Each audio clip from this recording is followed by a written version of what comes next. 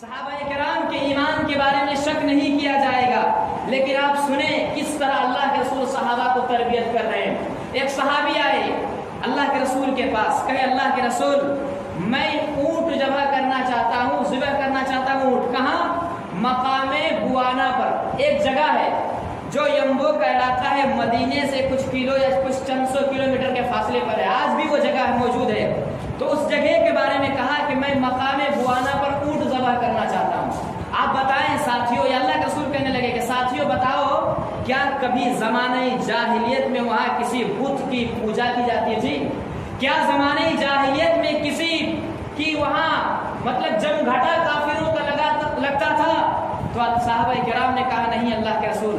پھر اللہ کے رسول کہہ رہے ہیں کہ ایسا تو نہیں وہاں کبھی کافروں کا میلہ لگتا تھا، بازار لگتا تھا، ایسی بات تو نہیں ہے؟ تو پھر صحابہ کرام نے کہا نہیں اللہ کے رسول، نہ تو وہاں بت کی پوجا کی جاتی تھی، دیکھیے ابھی بتوں کی پوجا نہیں ہو رہی ہے، لیکن انہوں نے نظر مانی تھی کہ میں اونٹ ذبح کروں گا، کس کے نام پر؟ اللہ کے نام پر۔